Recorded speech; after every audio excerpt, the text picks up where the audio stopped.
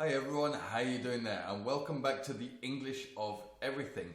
Today's lesson, I'm going to give you another describing pictures lesson, because the more you are able to describe things in detail, the more you are able to communicate with people, the more you are able to get your point across, what it is you're trying to say, and it makes your speech and your communication much more fluid and nicer to listen to. So I'm going to give you 4 pictures today, and they all have a central theme of water and animals. And I'm going to describe them the best I can to give you hopefully some new vocabulary, different ways of describing these pictures. And for those of you out there doing FCE, CAE type exams, part of the exam is to describe pictures. And the more detail you can describe in, the more imagination you can use, the higher marks you're going to get. So hopefully this video will help you and enjoy. So let's go on to the pictures. So this first picture we have that you can see is of a tiger, and the tiger is diving underwater to try and catch a piece of meat that you can see is between his paws and he's staring at very intensely. This is a very nice photograph because it captures the expression of the tiger's face beautifully. The tiger is immensely concentrated on the piece of meat, is immensely focused on it, and all he is trying to do is catch it between his paws and eat it. You will notice around the head of the tiger and around the picture there are many air bubbles which were caused when the tiger leaped into the water, and these air bubbles will continue to rise until they burst on the surface of the water.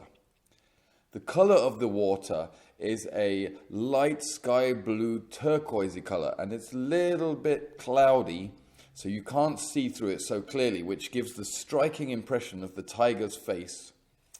You can see that the tiger has his teeth bared, and in his concentrated look and his concentrated focus, it makes him look very aggressive, and the fur around his head is all washing within the water, and it makes for a very dynamic photo.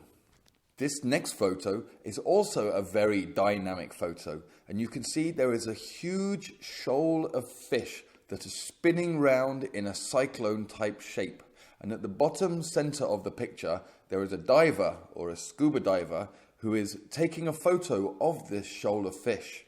Because of the way the shoal is moving, it looks like it's one very fluid, solid mass of fish. But it's obviously, of course, many thousands of different individual animals which are working together as part of a shoal.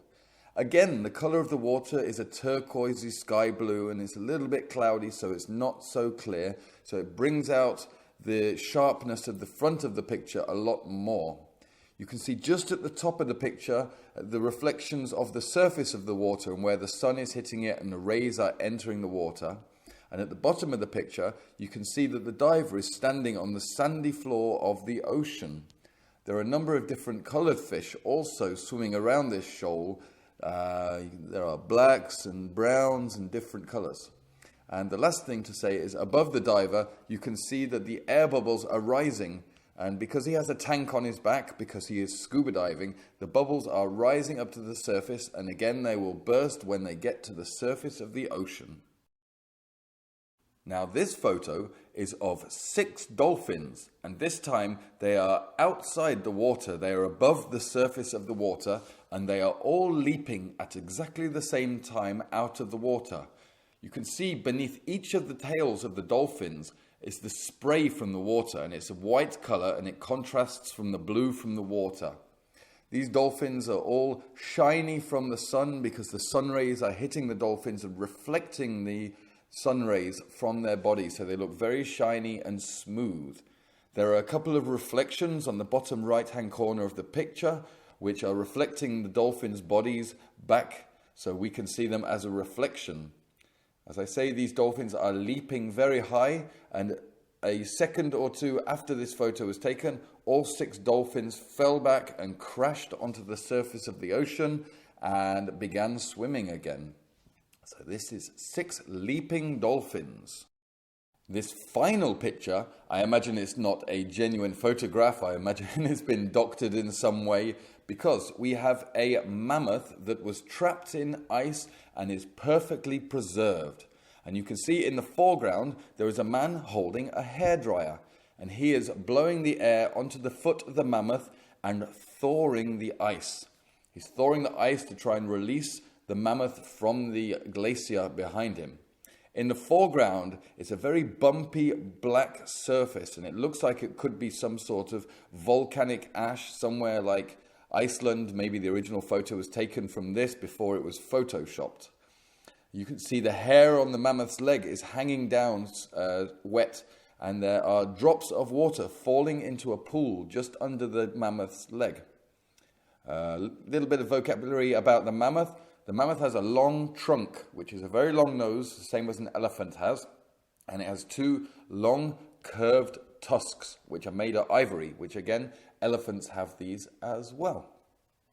So this is a mammoth trapped in ice, and a man with a hairdryer is thawing the mammoth out of the ice. So I hope you enjoyed these pictures and it gave you a little bit more vocabulary and helped you in your ways of describing pictures. So I'll leave this with you now. I'm going to make another describing lesson for you a bit later. But if you like the channel or you like the videos, please subscribe to the channel, and there's many more lessons in a whole variety of different styles to help you with your English language learning. So that's everything for now. Thank you very much for watching, and I look forward to seeing you in another lesson. Okay, bye-bye and happy learning.